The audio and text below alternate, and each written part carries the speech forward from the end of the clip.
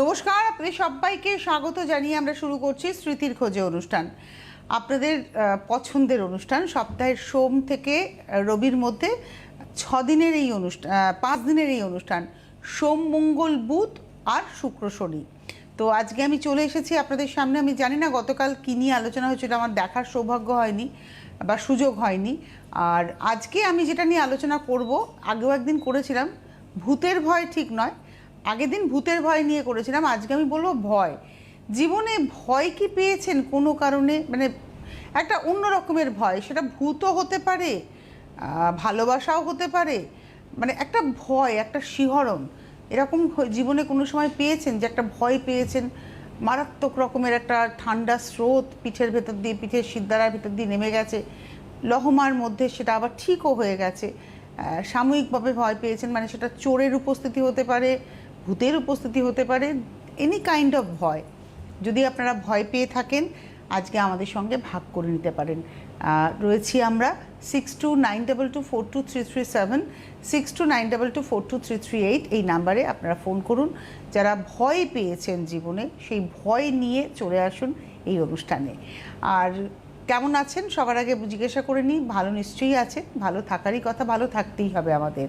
আর যারা ভালো নেই, এই অনুষ্ঠান দেখুন, মন অনেকটা ভালো হয়ে যাবে। আসল কথা, স্মৃতির হাত ধরে না, স্মৃতির সরণি বেয়ে আমাদের এগিয়ে যাওয়া। আমরা সবসময় স্মৃতিকে আঁকড়ে ধরি। যেমন আমার মাকে দেখেছি, তার ছেলেবেলাকার স্মৃতি, তার খুব মানে ছোটোবেলায় ভাই বোনদের সাথে সে কীভাবে কাটিয়েছে, বন্ধুদের সাথে সে কীভাবে কাটিয়েছে, তার প্রিয় নায়কের ছবি নিয়ে তার ভাবনা, এই সব কিছু নিয়ে মা অনেক গল্প করেন। উত্তম কুমার মায়ের প্রিয় নায়ক ছিল, চিরকাল দেখে এসেছি বাবা আর মায়ের মধ্যে উত্তম কুমার এবং সৌমিত্র চট্টোপাধ্যায়কে নিয়ে একটা দ্বন্দ্ব। বাবা ভীষণ নাটক দেখতে ভালোবাসতেন, নাটকের মানুষ ছিলেন বা নাটক দেখতেন, অফিসের নাটকে তিনি অভিনয় করতেন। তো বাবা নাটক দেখতে যেতেন, বিভিন্ন রকমের থিয়েটার, সেটা গ্রুপ থিয়েটারই হোক বা প্রফেশনাল থিয়েটারই হোক, বাবা দেখতে যেতেন বিভিন্ন রকমের থিয়েটার। এবং সৌমিত্র চট্টোপাধ্যায়ের থিয়েটার বাবা ভীষণ পছন্দ করতেন। নাম জীবন বাবা আমাকে সঙ্গে নিয়ে দেখতে গিয়েছিলেন, অনেক নাটক বাবার সঙ্গে হাত ধরে আমিও গিয়েছি, ফুটবল দেখেছি, এরকম আরও অনেক দেখেছি নাটক, এক্ষুনি হয়তো মনে করতে পারছি না নাম এক্স্যাক্টলি। আমি এখনও নাটক দেখার আমার একটা অভ্যেস আছে, নেশা আছে, কিন্তু সময়ের অভাবে আমার দেখা হয় না। আমি কদিন আগে গার্গী রায়চৌধুরীর একটা অভিনয় দেখছিলাম, একক অভিনয়, ভালো লেগেছিলো, খুব সুন্দর, তারা সুন্দরী, আমার খুব ভালো লেগেছে। আবার তার আগে আমি হারমাচিস দেখেছিলাম, সেটাও আমার খুব ভালো লেগেছিল। তো যাই হোক, ভয় নিয়ে আজকে আমাদের কথা বলা। নমস্কার, কে রয়েছেন? বিপদ ভঞ্জন দা, বলুন। বলছি ভয়ের কথা বলছেন, আমি বিপদ সাহা ভ্রমণ করতে বলছি। হ্যাঁ নমস্কার, বলুন। হ্যাঁ নমস্কার। আমি যখন নবদ্বীপ ছিলাম তখন স্টেশন থেকে কিছু দূরে ছিলাম, মানে পূর্বস্থলী স্টেশন থেকে দূরে ছিলাম।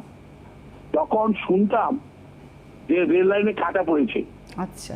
হ্যাঁ, কোনো পরীক্ষা তো পাস করলো না, কেউ লাইনে বলে দিয়েছে, কেউ বাড়িতে অশান্তি, হ্যাঁ, ছেলে এবং বাবা মারা গেছে একসাথে। আরে বাবা।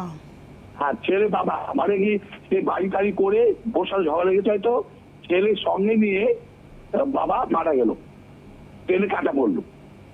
সে ভদ্রমহিলা বিডিও অফিসে চাকরি পেয়েছে, বাবার চাকরিটা, কিন্তু সে কি করে থাকবে? ওইগুলি দেখতে যে আমার রাত্রে ঘুমোতো না, খালি চলে পারতো কোথায় মানে পা কাটা পড়েছে, কোথায় মাথা, কোথায় হাত, মানে এক এক জায়গায় একরকম মানে বিচ্ছিন্ন হয়ে গেছে। ও দেখে আমার রাত্রে ঘুমোতো না, খালি ওটা মনে করতো। আচ্ছা, এই যে বলে রেল লাইনে, এই যে বলে যে রেল লাইনে যারা কাটা পড়ে তাদের অতৃপ্ত আত্মা নাকি ঘুরে বেড়ায়, আপনার এরকম, আপনি এরকম উপলব্ধি করেছেন? জল দিয়ে ওই চারটে মাস হয়ে যা না, আপনি কি এরকম কোনো উপলব্ধি করেছেন আপনার ডিউটি চলাকালীন, যে কাউকে এরকম কোনো অশরীরী উপস্থিতি পেয়েছেন?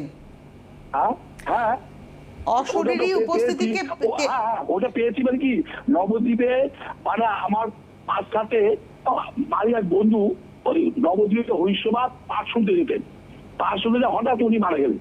আচ্ছা। মারা যাওয়ার পর দেখি উনি সন্ধ্যাবেলা পাঁচিলের উপরে বসে পা ঝুলাচ্ছে। আপনি দেখেছেন? হ্যাঁ হ্যাঁ, দেখেছি তো। আচ্ছা, আপনি তখন জানতেন, যখন তাকে দেখলেন যে সে পা ঝুলাচ্ছে, তখন জানতেন সে মারা গেছে? না, পরে জানতে পারলাম। আচ্ছা, পরে জানতে উনি মারা গেছেন। তারপরে আমার অনেক সময় পুকুর পাড়ে দেখি সাদা কাপড় নিয়ে কে পুকুরের দিকে যাচ্ছে, সেরকম দেখেছি। নবদ্বীপে দেখাতে বেশি, গ্রামের দিকে বেশি দেখা যায়, পুকুরের ধারে। নবদ্বীপে দেখেছি। তারপরে এখানে ভবনপুরে এসে দেখেছি মা মারা গেলেন। মা মারা যাওয়ার পর আমি হল ঘর বসে টিভি দেখছি, তখন কি ওই বাথরুমের সে মগের শব্দ হচ্ছে, তারপরে রান্নাঘরে বাসনের শব্দ হচ্ছে। হ্যাঁ, তারপর আমি দেখি কি আমার পাশ দিয়ে কেঁদে চলে গেল। হ্যাঁ, মা যাওয়ার পরে অনেকদিন কদিন দেখেছিলাম, আর অতটা দেখি না, কিন্তু আমি কে গেল। তারপর দেখি বাথরুমের শব্দ, তারপরে মগের শব্দ বাথরুমে, এরকম কে পেয়েছি, এরকম দেখেছি আমি। আর ওই নবদ্বীপ ওই যে স্টেশনে যে কাটা পড়লো, ওটা দিকে তো রাত্রে ঘুমাইনি, খালি ওইটাই চোখে বাঁচে, ওই দিকে এসছে ওটাই চোখে বাঁচে। তারপর আরেকজন যে মারা গেছিলেন, মানে সুইসাইড করেছেন পিসকে, সে মারা গেলেন, তার কথাও সে দেখেছে, তাকেও রাত্রিবেলা তাকে দেখি সে এসছে বলে কি করছি না করছি এরকম বলছি, এরকম কমত। মানে স্বপ্ন, এটা আপনি স্বপ্ন দেখেছেন? এটা আপনি স্বপ্ন দেখেছেন? কোনটা? ওই যে আপনাকে মারা গেছে, কি করছিস না করছিস জিজ্ঞাসা করেছে? না, মারা যেতে, একজন তো মারা গেছে, এই সপ্তাহে একজন বাচ্চা বাকি বলে চল খেলতে যাই বা ফুটবল খেলতে যাই, এরকম বলছে। সেটা আছে। মানে আপনার চোখে যে দেখেছে ট্রেনে কাটা পড়লো, কি অবস্থা, ওই ছিল দেখেছি রাতে ঘুমাইনি, খেতে পারছে না, ছেলে ঘুমিয়ে আসছে, রাতে ঘুমিয়ে আসলেই আসেনি, এরকম প্রতি সপ্তাহে শোনা যায় এই মারা গেল, এই ট্রেনে মারা গেল। এখন যেমন মেট্রোতে হচ্ছে, এখন মেট্রোতে কাটা পড়ে, এত ভোল্টেজ কারেন্ট আছে, সবসময় শোনা যায় মেট্রোতে কাটা পড়ে। এই অবস্থায় সুইসাইড করা না, ধন্যবাদ ফোন করার জন্য। অ্যাকচুয়ালি সুইসাইড করা মানে তো হেরে যাওয়া, আমি তাই মনে করি। মানে জীবনে যারা সুইসাইড করেন, অবশ্যই একজন মানুষ যখন সুইসাইড করছেন তার মেন্টাল স্ট্যাটাস একদম জিরো হয়ে যায় বলেই সে নিজেকে মেরে ফেলতে পারে। কারণ একটা সামান্য ব্যথা লাগলে আমরা উফ করে উঠি, আহ করে উঠি, চিৎকার করে উঠি, একটা সামান্য ইঞ্জেকশন নিতেই আমাদের ভয় লাগে। আর সেখানে একজন মানুষ নিজেকে রেলের তলায় দিয়ে দিচ্ছেন, গলায় দড়ি দিচ্ছেন, আগুনে পুড়িয়ে দিচ্ছেন, জলে ডুবে যাচ্ছেন, মানে যে কোনোভাবে মরে যাচ্ছেন, মানে সেটা শরীরটাকে তো কষ্ট দেওয়া। তারপরে তার মেন্টাল স্ট্যাটাসটা একদম জিরো হয়ে গেছে, ব্ল্যাঙ্ক হয়ে গেছে, আর কিছু ভাবার নেই, তাই সে মরে গেলেন। আজকাল তো আবার এই সোশ্যাল মিডিয়াতে লাইভ করেও লোকে মারা যাচ্ছে, কিন্তু বিষয়টা হচ্ছে নিজেকে শেষ করা, সেটার মধ্যে আমি খুব একটা কৃতিত্ব খুঁজে পাই না। আমার মনে হয় যে একজন মানুষ হেরে গেলেন বলে মরে গেলেন, নিজেকে শেষ করে ফেললেন। তবে হ্যাঁ, একাকিত্ব মানুষকে ভীষণভাবে গ্রাস করে। মানুষ একা থাকতে থাকতে আর তখন নিজেকে আর ভালো লাগে না। আমার খুব কাছের একজন মানুষ, ছেলেবেলার স্মৃতি তাকে কেন্দ্র করে, আমার মামা, অনেক বয়সে 80 বছর বয়সে গিয়ে তিনি কিন্তু সুইসাইডই করেছিলেন, কেননা একাকিত্ব। 16 বছর স্ত্রী ছাড়া কাটিয়েছেন। আমার মামি 52 বছর বয়সে ক্যান্সার রোগে আক্রান্ত হয়ে মারা যান। অসম্ভব সুন্দরী ছিলেন আমার মামি, ছোটো মাইমা, ভীষণ সুন্দরী, মানে ডানা কাটা পরি বলা যেতে পারে। তো তাদের দুটি মেয়ে। মা মানে 16 বছর বয়সে মাইমা মারা যান। তারপরে মামা একা রেলে কাজ করতেন, গেজেটেড অফিসার ছিলেন, রিটায়ার করলেন, ভালো পেনশন, কিন্তু 2 মেয়ে, তাদের ভালো বিয়ে হয়ে গেল। কিন্তু ওই যে একটা একাকিত্ব মানুষকে গ্রাস করে না, খালি বলতেন আমার বেঁচে থেকে হবে কি, ও আমি আর বেঁচে থেকে করবোটা কি, মানে এই কন্টিনিউয়াসলি মেয়েরা বকতেন, কেন এরম বলছো। তো যাই হোক, কালী পুজোর দিন তিনি নিজেকে আর ভালো লাগছিল না, তিনি শেষ করলেন। এটা হেরে যাওয়া না, এটা হচ্ছে বিরক্তি, বিতৃষ্ণা, একাকিত্বের যন্ত্রণা, চলে গেলেন। ওই জন্য সঙ্গী কিন্তু ভীষণ জরুরি। যাই হোক, আপনারা যদি সত্যি সত্যি কেউ অশরীরী উপলব্ধি করে থাকেন, ভয় পেয়ে থাকেন, আমাদের জানাবেন। নমস্কার, কে রয়েছেন? নমস্কার, শ্যামাশ্রীদি। হ্যাঁ বলুন দিদি। হ্যাঁ, ভালো আছো? ভালো আছি। আর এখানে আবার না বৃষ্টি শুরু হয়েছে, ভালো লাগছে না। আর বৃষ্টি শুরু হলে জানো তো কুমির বেরিয়ে পড়ে। নদী যদি ওভারফ্লো করে, এখানে নদী আছে বড়টা স্টেশনের আগে, এই নদীটা যদি ওভারফ্লো করে না, নদীর নাম কি? নদীর নাম কি? নদীর নাম বিশ্বামিত্র। আচ্ছা, সেই নদীটা থেকে ওভারফ্লো হলে কুমির রাস্তায় উঠে আসে? হ্যাঁ, গত 2 বছর ধরে এসছে, এখনো ওভারফ্লো হয়নি, তাই আসেনি। এবং সে এসে কোথায় বসে থাকে জানো, ইউনিভার্সিটির গেটে পড়াশোনা করবে বলে। ওরে বাবা, রাস্তাঘাটে তো লোকজনও থাকে তখন। আর আগে আগে গত বছর তো আমাদের বাড়ির কাছাকাছির মধ্যে এসে গিয়েছিল। তারপরে মানে 10 মিনিটের রাস্তা, মানে ওই ইনস্টাগ্রামে সব ফটো তুলে পাঠিয়েছে, আমার ছেলে দেখাচ্ছিল মোবাইল থেকে যে দেখো এইখানে। সে তো আর কত লম্বা জানো, 5-6 ফিট লম্বা, 6 ফিটের কাছাকাছি লম্বা। সে রাস্তার সাথে ঘুরছে, গাড়িও যাচ্ছে, সেও ঘুরছে। এই একটা ভয়। আর আমার তো আজকে তো ভয় নিয়ে, আমি ছোটবেলার একটা ভয়ের কথা বলছি। আমি যখন ক্লাস 6-এ পড়ি তখন আমাদের বড়নগরে ঝুলনের মেলা হতো। ঝুলন বাড়ির একটা জায়গা ছিল আমাদের বাড়ি থেকে একটু কাছাকাছির মধ্যে। তা প্রত্যেক বছর ঝুলনের মেলায় যেতাম, জিনিসপত্র কিনতাম, খাওয়া দাওয়া হতো। আমার বাবা নিয়ে যেতেন সবাই, আমার ভাই বোনদের সকলকে। তা সেবার গেছি, আমি তো সেবার 6-এ পড়ি। আমার বোধহয় শরীরটা একটু খারাপ ছিল, যাই হোক। তো বাবা বললো, দেখবি ঝুলনের মেলাতে এসছি, ম্যাজিক শো দেখবি? তো ম্যাজিক শো বলতে একটু উৎসুক ছিলাম। তো শরীরটা খারাপ, তাহলে হ্যাঁ ঠিক আছে দেখবো, চলো। দেখেছি ম্যাজিক শোতে সব রকমই দেখালো, কিন্তু তুমি বললে বিশ্বাস করবে না তনুশ্রী, আজও আমার সেটা মানে কি করে ওটা সম্ভব হয়েছে আমি জানি না। একটা অনেক রকম খেলাই দেখালো, তারপর একটা লক্কা পায়রা হয় না, সাদা পায়রাগুলোকে আমরা লক্কা পায়রা বলি, তো সেই পায়রাটা না ওই রাক্ষসটার হাতে দিল। সে রাক্ষসে যে এসেছিল কি ততটা জ্ঞান তো ছিল না তখন, 6-এ পড়ি, 10-11 বছর বয়স, তো অতটা জ্ঞান ছিল না। সে না ওই কি বলবো তোমার, ওই লক্কা পায়রাটাকে না খেলো, এ করে ছিঁড়ে জানো তো। সেইটা আমার এত ভয়ের কারণ আজও আছে, আমি বিশ্বাস তো মানে করতে পারছি না নিজের এতে। আর তারপরেই বাড়িতে এসে আমার না জ্বর হয়ে গেল। পরের দিন আমার এমন রোগ হলো যেটা খুব ডিপথেরিয়া, জানো তো, ডিপথেরিয়া খুব রোগ, গলায় হয়, ডালা পড়ে এবং ওটা আইসোলেট করে রাখতে হয়। আমাদের কলকাতা শহরের আইডি হসপিটালে মানুষকে ভর্তি করা হয়, বেলেঘাটা আইডি হসপিটাল। যেহেতু তো ডাক্তার ছিলেন, আর যেহেতু মেয়ে ছিল না, যেহেতু আমাকে মেয়ের মতনই ভালোবাসতেন, যেহেতু বললো না যা হবে আমার চোখের সামনে, আমি বাড়িতেই রাখবো। তারপরে যেহেতুই আমার ট্রিটমেন্ট করলেন, ওষুধ টষুধ করা সবকিছু করলেন, তো জানি না সেই ওইটা দেখার পর আমার ওরকম হয়েছিল কিনা জানি না। আর বাড়ির সব ভাই বোনদের উনি ভ্যাকসিন দিয়ে দিলেন এবং বাড়িতে উনি আমার চিকিৎসা করলেন। আমার ভাইয়ের হয়েছিল ডিপথেরিয়া এবং আমার ভাইকে আইডি হসপিটালে ভর্তি করতে হয়েছিল এবং অনেক ছোট ছিল সেই সময়। আমি আর আমার ভাই তো মাত্র 1.5 বছরের ছোট বড়, ওই তখন ক্লাস 4-5-এ পড়ি আমরা, মানে 3-4-এ পড়ি। তো ভাই খুব কান্নাকাটি করতো, আমাকে তো নিয়ে যায়নি কোনোদিনও দেখতে ভাইকে। মা যেতেন, বাবা যেতেন, দাদু যেতেন। তো দাদু, হ্যাঁ দাদুকে দেখলে ভাই বলতো, ও দাদু ওরা তো শুনছে না, তুমি আমাকে নিয়ে যাও, আমি আর দুষ্টু। আর আমার ভাই ভীষণ দুরন্ত ছিল, ভীষণ দুরন্ত ছিল। তো বলতো আমি আর দুষ্টুমি করবো না, তুমি আমায় নিয়ে যাও। তো দাদু বাড়ি এসে হাউ হাউ করে কাঁদছিলেন, আমার ওটা মনে আছে। দাদু এসে হাউ হাউ করে কাঁদছে, বলছে। তখন বাবা বললো তুমি আর যাবে না দেখতে, তোমাকে দেখলে ওরও কষ্ট তোমারও কষ্ট।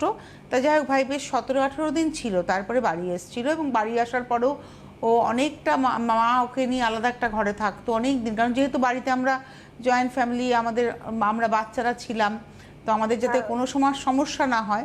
আর আমাদের ছেলেবেলাতে টিকাকরণ হতো, এই একটা কিছু ছুঁচের মধ্যে একটা কিছু দিয়ে, ছুঁচের মধ্যে একজন মুসলিম ভদ্রলোক আসতেন, বাক্স নিয়ে টিকা দিতেন। মুসলিম ভদ্রলোক এই কারণে বললাম, উনি মাথায় একটা টুপি পরতেন, একটা কোট পরতেন, একটা পায়জামার উপরে, আর ওরা একটা কাঠের বাক্স নিয়ে এসে বাড়ি বাড়ি টিকা দিয়ে যেতেন। তো আমি আরেকটা কথা বলি, আমাদের বাড়িও তো মুসলিম ভদ্রলোক আসছেন টিকা দিতে।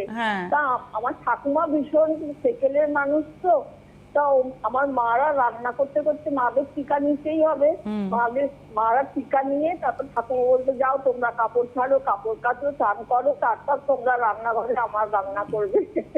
না আমার ঠাম্মা আবার খুব উদার মানসিকতার ছিলেন। আমার ঠাকুমা মানে আরো আগেকার না আমার ঠাকুমা ভীষণ উদার মানসিকতার ছিলেন এবং মানে তিনি আজকে আমরা যে আমার যে মানসিকতা তৈরি হয়েছে আমার দাদু ঠাকুমার হাত ধরেই তৈরি হয়েছে। আমার ঠাম্মা ভীষণ উদার ছিলেন, মানে সব ভীষণ স্মার্ট, মানে ঠাম্মার কথা বললেই ঠাম্মার মুখটা আমার চোখের সামনে চলে আসে। মানে স্মার্টনেসের শেষ কথা হচ্ছে আমার ঠাম্মা। আমার মা কাকিরা কেউ ঠাম্মার মতো অত স্মার্ট নয়। বাড়িতে কোনো কিছু মারা বলতেন ও মাই কথা বলবে, আমরা বলতে পারবো না। আমার ঠাম্মা ভীষণ মানে এই দুর্গাপুজো আসতো যখন মানে সমস্ত ছেলের বউদের নিয়ে তিনি চলে যেতেন কেনাকাটা করতে, মানে এটা বেশ অন্য রকমের ব্যাপার ছিল। যাই হোক, মানে এই ছেলেবেলার কথার মধ্যে ঢুকে গেলে না তখন মনে হয় ছেলেবেলাটা যে কী ভালো ছিল, কেন যে বড় হলাম। ছোটোবেলায় তো বুঝতাম না, তখন মনে হতাম কবে বড় হব আর বেশ মায়েদের মতো বড় হয়ে যাবে। এখন মনে হচ্ছে বাবা না বড় হওয়াই ভালো ছিল। ওই আমার পোটলাকে দেখে আর ভাবি এই বয়সটাই খুব আনন্দের, কোনো কিছু টেনশন নেই, চিন্তা নেই, ভাবনা নেই। কিন্তু তা তো বললে চলবে না, জগতের নিয়ম এগোতেই হবে। বাড়তে বাড়তে বাড়তে বাড়তে একটা সময় চলে যেতে হবে, আবার নতুন কেউ আসবে, আবার সে বাড়বে। এইটাই তো জীবন, এইভাবেই এগোতে হবে। ওই যে মানে একদম জীবন মৃত্যু দুটো মুদ্রা আর কি, মানে একটা মুদ্রার দুটো পিঠ, জীবন আর মৃত্যু। যদি জীবনও থাকে তাহলে মৃত্যুকে মানতে হবে। যাই হোক, আজকে আমার ভয় নিয়ে কথা বলা। আপনারা জীবনে কোনো কিছু থেকে ভয় পেয়েছেন, সেটা ভূত হতে পারে, ভগবান হতে পারে, কোনো রকমের কোনো ঘটনা হতে পারে যেটা দেখে আপনার বেশ ভয় লেগেছিল। এই যে যেমন শ্যামাশ্রুতি বলেন কোনো একটা ম্যাজিক দেখে তিনি ভীষণ ভয় পেয়ে গিয়েছিলেন এবং সেই ম্যাজিকে কোনো রাক্ষস মুরগি খাচ্ছে এটা উনি দেখেছিলেন। দেখার পরে উনি একটা আতঙ্ক তৈরি হয়েছিল মনের মধ্যে এবং তিনি বলেন এখনও আমার সেই আতঙ্কটা আছে। ডেফিনেটলি কিছু কিছু জিনিস থাকে যেটাতে ভয় পেলে সেটা সারা জীবনকালের জন্য থাকে। আমার যেমন মনে হয় কি, মানে এটা আমার মামি, বড় মামি, আমার বড় মামা যেহেতু পেশায় ফার্মাসিস্ট ছিলেন রেলের, তো উনি অনেক জায়গায় ঘুরে বেড়িয়ে ডিউটি করেছেন, মানে অনেক মানে নর্থ বেঙ্গল কেন্দ্রিক বড় আমার কর্মজীবন ছিল। আলিপুরদুয়ার জংশনে লাস্ট ওখান থেকে রিটায়ার করলেন। তার আগে আসাম থেকে শুরু করে অনেক জায়গায় ঘুরেছেন। রাজা ভাত খাওয়া, এখন তো রাজা ভাত খাওয়া নিশ্চয়ই অনেক ভালো একটা মানে শহর হয়ে গিয়েছে। আমার মামা যখন গেছিলেন সেটা তো সেই 1950s 60s ওই সময়, সেই সময় মনে হয় ওটা গ্রাম ছিল সম্পূর্ণ। তো সেখানেও বড় মামি গল্প করেছিল যেরকম অজগর সাপ তিনি দেখেছেন, যে অজগর সাপ একটা মানে রাখালকে খেয়ে নিচ্ছে, সেরকম তিনি চোখের সামনে দেখেছেন। মানে কিছু করার থাকে না, রাখালটা ঘুমিয়ে পড়েছিল ক্লান্ত হয়ে আর অজগর গিলতে শুরু করে দিয়েছিল। কোমর অবধি যখন গিলে ফেলেছে তখন ছেলেটার ঘুম ভেঙেছে। তো এরকম শুনেছি আমি। যাই হোক, ওই বড় মামির কাছে ছোটোবেলায় গল্প শুনেছিলাম ডাকাতির। বড় মামি বাড়িতে মানে বনগাঁতে তার বাপের বাড়ি। এখন বনগাঁ তো আপনারা চেনেনি, মানে বাংলাদেশের বর্ডারের একদম লাস্ট, আমাদের ভারতবর্ষের লাস্ট জায়গা এই বনগাঁ লাইন।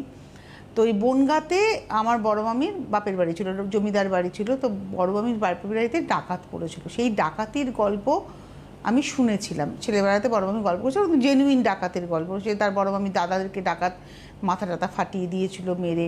তখনকার দিনে ডাকাতি হতো। তো সেই ডাকাতির গল্প শোনার পর থেকে আমার একটা ভীষণ আতঙ্ক কাজ করে।